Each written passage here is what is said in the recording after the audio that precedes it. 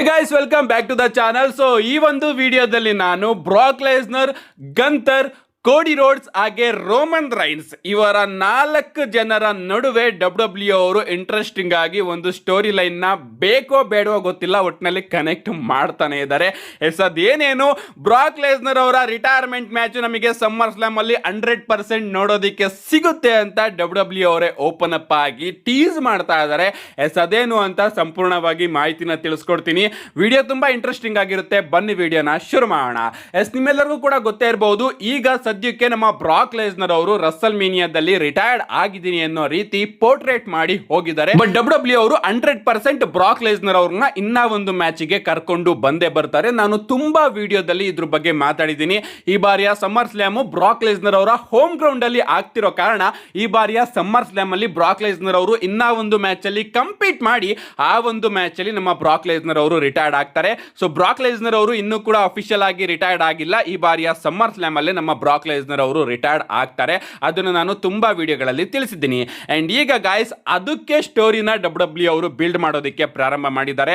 ಯಾವ ರೀತಿ ಅಂದ್ರೆ ನಿಮ್ಮೆಲ್ಲರಿಗೂ ಕೂಡ ಗೊತ್ತೇ ಇರಬಹುದು, ಕ್ಲಾಶ್ ಇನ್ ಇಟಲಿಯಲ್ಲಿ ನಮಗೆ ಗಂತರ್ ಹಾಗೆ ಕೋಡಿ ರೋಡ್ಸ್ ಅವರ ನಡುವೆ ಅನ್ಡಿಸ್ಪ್ಯೂಟೆಡ್ ಡಬ್ಲ್ಯೂ ಚಾಂಪಿಯನ್ಶಿಪ್ ಗೆ ಒಂದು ಸಿಂಗಲ್ಸ್ ಮ್ಯಾಚ್ ನೋಡೋದಕ್ಕೆ ಸಿಗ್ತಾ ಇದೆ.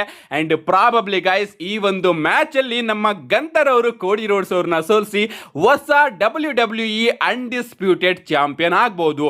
ನೀವಿವಾಗ ಕೇಳಬಹುದು, ಯಾರ್ಯಾರ ಕೈಯಲ್ಲೋ ಕೋಡಿ ರೋಡ್ಸ್ ಅವ್ರನ್ನ ಸೋಲಿಸೋದಿಕ್ಕೆ ಆಗಿಲ್ಲ, ಇನ್ನ ಗಂತರ್ ಅವರು ನಿಜವಾಗ್ಲೂ ಕೂಡ ಕೋಡಿ ರೋಡ್ಸ್ ಅವ್ರನ್ನ ಸೋಲಿಸ್ತಾರ ಅಂತ.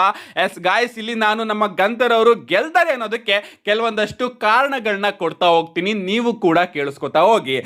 ಮೊದಲನೇ ಕಾರಣ ಕ್ರೌನ್ ಜ್ಯುವೆಲ್.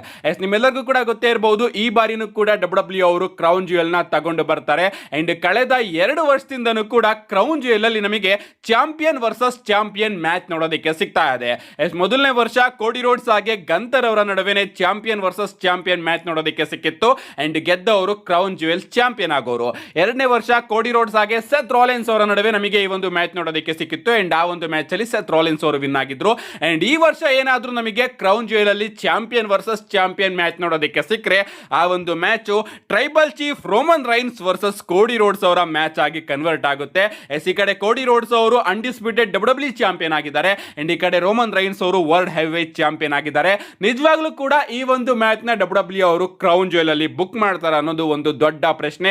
ಯಾಕಂದ್ರೆ ಈ ಬಾರಿಯ ರಸಲ್ ಮೀನಿಯಾದಲ್ಲಿ ಈ ಒಂದು ಮ್ಯಾಚ್ ನ ಡಬ್ಲ್ಯೂ ಅವರು ಪ್ಲಾನ್ ಮಾಡಿದ್ರು. ಬಟ್ ಟ್ರಿಪಲ್ ಎಚ್ ಅವರು ಈ ಒಂದು ಮ್ಯಾಚ್ ಅಲ್ಲಿ ಕೋಡಿ ರೋಡ್ಸ್ ಅವರು ಗೆಲ್ಲಬೇಕು ಅಂತ ಆಸೆ ಪಟ್ರೆ, ಆ ಕಡೆ ರೋಮನ್ ರೈನ್ಸ್ TKO ಕಂಪನಿ ಎಲ್ಲರೂ ಕೂಡ ರೋಮನ್ ರೈನ್ಸ್ ಅವರು ಗೆಲ್ಲಬೇಕು ಅಂತ ಇಷ್ಟಪಡ್ತಾ ಇದ್ರು. ಅಂಡ್ ರೋಮನ್ ರೈನ್ಸ್ ಅವ್ರನ್ನ ಗೆಲ್ಲಿಸಬೇಕಲ್ಲ ಅನ್ನೋ ಒಂದೇ ಒಂದು ಕಾರಣಕ್ಕೋಸ್ಕರ ನಮ್ಮ ಟ್ರಿಪಲ್ ಎಚ್ ಅವರು ಮೈಂಡ್ ಗೇಮ್ ನ ಪ್ಲೇ ಮಾಡಿ ಕೋಡಿ ರೋಡ್ಸ್ ಅವರ ಕೈಯಿಂದ ಸರಿಯಾದ ಟೈಮಿಗೆ ಆ ಒಂದು ಚಾಂಪಿಯನ್ಶಿಪ್ ನ ಸೋಲಿಸಿ ಡ್ರೂ ಮ್ಯಾಕೆಂಟೈರ್ ಅವ್ರನ್ನ ಚಾಂಪಿಯನ್ ಆಗಿ ಮಾಡ್ತಾರೆ. ಯಾಕಂದ್ರೆ ಟ್ರಿಪಲ್ ಎಚ್ ಅವರಿಗೆ ಗೊತ್ತಿತ್ತು, ರೋಮನ್ ರೈನ್ಸ್ ಅವರು ರಾಯಲ್ ರಂಬಲ್ ನ ಗೆಲ್ಲೋದು ಕನ್ಫರ್ಮ್. ರಾಯಲ್ ರಂಬಲ್ ನ ಗೆದ್ರೆ ಅವರಂತೂ 100% ಕೋಡಿ ರೋಡ್ಸ್ ಅವ್ರನ್ನ ಪಿಕ್ ಮಾಡ್ತಾರೆ. ಅಂಡ್ ಕೋಡಿ ರೋಡ್ಸ್ ಅವರೇನಾದ್ರೂ ರಸಲ್ ಮೀನಿಯಾದಲ್ಲಿ ಚಾಂಪಿಯನ್ ಆಗಿ ಹೋದ್ರೆ 100% ರೋಮನ್ ರೈನ್ಸ್ ಅವ್ರನ್ನೇ ನಾವು ಗೆಲ್ಲಿಸಬೇಕಾಗುತ್ತೆ. ಅಂಡ್ ಇದು ಸರಿ ಬರೋದಿಲ್ಲ ಅಂತ ರಾಯಲ್ ರಂಬಲ್ ಗೆ ಕರೆಕ್ಟ್ ಆಗಿ ಕೋಡಿ ರೋಡ್ಸ್ ಅವರ ಕೈಯಿಂದ ಚಾಂಪಿಯನ್ಶಿಪ್ ನ ತಗೋತಾರೆ. ಅಂಡ್ ಈ ಕಡೆ ಹೋಗಿ ನಮ್ಮ ರೋಮನ್ ರೈನ್ಸ್ ಅವರು CM ಪಂಕ್ ಅವ್ರನ್ನ ಪಿಕ್ ಮಾಡ್ತಾರೆ. ಅಂಡ್ ಅದಾದ್ಮೇಲೆ ಮತ್ತೊಮ್ಮೆ ಕೋಡಿ ರೋಡ್ಸ್ ಅವರ ಕೈಗೆ ಡಬ್ಲ್ಯೂ ಅವರು ಚಾಂಪಿಯನ್ಶಿಪ್ ನ ಕೊಡ್ತಾರೆ ಅಂತಾನೆ ಹೇಳ್ಬೇಕು. ಸೊ ರಸಲ್ ಮೀನಿಯಾದಲ್ಲಿ ಇವರಿಬ್ಬರ ಮ್ಯಾಚ್ ಅಲ್ಲಿ ಕಾನ್ಫ್ಲಿಕ್ಟ್ ಗಳು ನೋಡೋದಕ್ಕೆ ಸಿಕ್ಕಿ ಆ ಒಂದು ಕಂಪ್ಲೀಟ್ ಮ್ಯಾಚ್ ನೇ ಕಂಪ್ಲೀಟ್ ಸ್ಟೋರಿನೇ ಡಬ್ಲ್ಯೂ ಅವರು ಚೇಂಜ್ ಮಾಡ್ತಾರೆ. ಸೊ ಈಗ ಅದೇ ಒಂದು ಐಡಿಯಾನ ನಿಜವಾಗ್ಲೂ ಕೂಡ ಡಬ್ಲ್ಯೂ ಅವರು ಕ್ರೌನ್ ಜ್ಯುವೆಲ್ ಅಲ್ಲಿ ಮಾಡ್ತಾರ? ಖಂಡಿತವಾಗ್ಲೂ ಇಲ್ಲ guys. Champion versus champion match ಆದ್ರೆ ನಿಜವಾಗ್ಲೂ ಈ ಒಂದು ಮ್ಯಾಚ್ ಅಲ್ಲಿ ಸ್ವಲ್ಪ ಜನ ರೋಮನ್ ರೈನ್ಸ್ ಅವ್ರನ್ನ ಪ್ರಿಫರ್ ಮಾಡಿದ್ರೆ, ಇನ್ ಸ್ವಲ್ಪ ಜನ ಕೋಡಿ ರೋಡ್ಸ್ ಅವ್ರನ್ನ ಪ್ರಿಫರ್ ಮಾಡ್ತಾರೆ. ಅಂಡ್ ಆ ಒಂದು ವಿಚಾರ ನಮ್ಮ ಟ್ರಿಪಲ್ ಎಚ್ ಅವರಿಗೆ ಇಷ್ಟ ಆಗೋದಿಲ್ಲ. ಈ ಒಂದು ಮ್ಯಾಚ್ ನ ನಮ್ಮ ಟ್ರಿಪಲ್ ಎಚ್ ಹಾಗೆ ಡಬ್ಲ್ಯೂ ಎಲ್ಲರೂ ಕೂಡ ರಸಲ್ ಮೇನಿಯಾ ಕ್ಯಾಲಿಬರ್ ಮ್ಯಾಚ್ ಆಗಿ ನೋಡ್ತಾ ಇದ್ದಾರೆ. ಈ ಒಂದು ಮ್ಯಾಚ್ ನ ಕ್ರೌನ್ ಜ್ಯುವೆಲ್ ಅಲ್ಲಿ ಮಾಡೋದಕ್ಕೆ ಯಾರು ಕೂಡ ಒಪ್ಪೋದಿಲ್ಲ. ಅದಕ್ಕೋಸ್ಕರ ಕ್ರೌನ್ ಜ್ಯುವೆಲ್ ತನಕ ನಮ್ಮ ಕೋಡಿ ರೋಡ್ಸ್ ಅವರು ಚಾಂಪಿಯನ್ ಆಗಿ ಇರೋದಿಲ್ಲ ಅನ್ಸುತ್ತೆ. ಅಂಡ್ ಅದರಿಂದ ಕ್ರೌನ್ ಜ್ಯುವೆಲ್ ಗಿಂತ ಮುಂಚೆ ಅಂಡ್ ಪ್ರಾಬಬ್ಲಿ ಕ್ಲಾಶ್ ಇನ್ ಇಟಲಿಯಲ್ಲಿ ನಮ್ಮ ಕೋಡಿ ರೋಡ್ಸ್ ಅವರು ಗಂತರ್ ಅವರ ವಿರುದ್ಧ ಚಾಂಪಿಯನ್ಶಿಪ್ ನ ಸೋಲ್ಬಹುದು. ಅಥವಾ ಯಾರಿಗ್ ಗೊತ್ತು, ಕ್ಲಾಶ್ ಇನ್ ಇಟಲಿಯಲ್ಲಿ ನಮ್ಮ ಗಂತರ್ ಅವರ ವಿರುದ್ಧ ಚಾಂಪಿಯನ್ಶಿಪ್ ನ ಸೋತಿ ಸಮ್ಮರ್ ಸ್ಲಾಮ್ ಆದ್ಮೇಲೆ ಆದ್ಮೇಲೆ ಕೋಡಿ ರೋಡ್ಸ್ ಅವರು ಮತ್ತೊಮ್ಮೆ ಚಾಂಪಿಯನ್ಶಿಪ್ ನ ಗೆದ್ಕೊಂಡು ಅದಾದ್ಮೇಲೆ ಕ್ರೌನ್ ಜ್ಯುವೆಲ್ ಅಷ್ಟೊತ್ತಿಗೆ ಮತ್ತೊಮ್ಮೆ ನಮ್ಮ ಕೋಡಿ ರೋಡ್ಸ್ ಅವರು ಚಾಂಪಿಯನ್ಶಿಪ್ ನ ಬೇರೆಯವ್ರ ಮೇಲೂ ಕೂಡ ಸೋಲ್ಬಹುದು. ಈ ರೀತಿನೂ ಕೂಡ ಡಬ್ಲ್ಯೂ ಅವರು ತಗೊಂಡ್ ಬರ್ಬೋದು. ಏನೇ ಆಗ್ಲಿ ಕೋಡಿ ರೋಡ್ಸ್ ಅವರು ಕ್ರೌನ್ ಜ್ಯುವೆಲ್ ಅಷ್ಟೊತ್ತಿಗೆ ಚಾಂಪಿಯನ್ ಆಗಿರೋದಿಲ್ಲ ಅಂತ ಅಪ್ಡೇಟ್ ಗಳು ಬರ್ತಾ ಇದೆ. ಇನ್ನ ಎರಡನೇ ರೀಸನ್ ಏನಪ್ಪಾ ಅಂದ್ರೆ ನಮ್ಮ ಬೀಸ್ಟ್ ಬ್ರಾಕ್ ಲೆಸ್ನರ್ ಅವರು ಡಬ್ಲ್ಯೂ ಅವರು ಬ್ರಾಕ್ ಲೆಸ್ನರ್ ಅವ್ರನ್ನ ಮತ್ತೊಮ್ಮೆ ಕರೆಸ್ತಾ ಇದ್ದಾರೆ. ಅಂದ್ರೆ ಸುಮ್ಮನೆ ಅವ್ರನ್ನ ರಿಟೈರ್ಮೆಂಟ್ ಮ್ಯಾಚಿಗೋಸ್ಕರ ಮಾತ್ರ ಕರೆಸೋದಿಲ್ಲ, ಬದಲಿಗೆ ಬ್ರಾಕ್ ಲೆಸ್ನರ್ ಅವರು ಈ ಕಡೆ ತನ್ನ ಕರಿಯರ್ ನ ಆನ್ ದ ಲೈನ್ ಇಡ್ತಾ ಇದ್ದಾರೆ. ಅಂದ್ರೆ ಆ ಕಡೆಯಿಂದನೂ ಕೂಡ ಅಪೋನೆಂಟ್ ಏನಾದ್ರೂ ವಿಚಾರನ ಆನ್ ದ ಲೈನ್ ಇಡಬೇಕಲ್ಲ, ಅದಕ್ಕೋಸ್ಕರ ಡಬ್ಲ್ಯೂ ಅವರು ಗಂತರ್ ಅವರ ಕೈಗೆ ಅನ್ಡಿಸ್ಪ್ಯೂಟೆಡ್ ಡಬ್ಲ್ಯೂ ಚಾಂಪಿಯನ್ಶಿಪ್ ನ ಕೊಡಬಹುದು.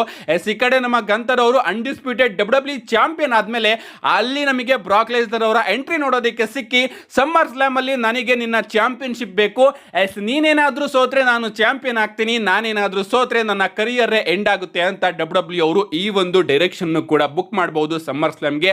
ಅಂಡ್ ಆ ಕಡೆ ನಮ್ಮ ಗಂತರ್ ಅವರು ಚಾಂಪಿಯನ್ ಆದ್ಮೇಲೆ ಪಾಲಿಮಿನ್ ಅವ್ರನ್ನ ಗೊಳಿಕೊಳ್ಳೋದಕ್ಕೆ ಶುರು ಮಾಡಬಹುದು.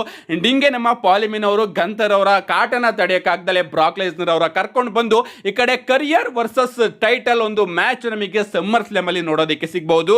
ಈ ಎರಡು ರೀಸನ್ ಇಂದ ಪ್ರಾಬಬ್ಲಿ ಈ ಬಾರಿಯ ಕ್ಲಾಶ್ ಇನ್ ಇಟಲಿ ಪ್ರೀಮಿಯಂ ಲೈವ್ ಇವೆಂಟ್ ಅಲ್ಲಿ ನಮ್ಮ ಕೋಡಿ ರೋಡ್ಸ್ ಅವರು ತನ್ನ ಅನ್ಡಿಸ್ಪ್ಯೂಟೆಡ್ ಡಬ್ಲ್ಯೂ ಚಾಂಪಿಯನ್ಶಿಪ್ ನ ಸೋಲ್ತಾರೆ ಅಂತ ಯಾಕೋ ಸ್ಟ್ರಾಂಗ್ ಆಗಿ ಅನ್ನಿಸ್ತಾ ಇದೆ.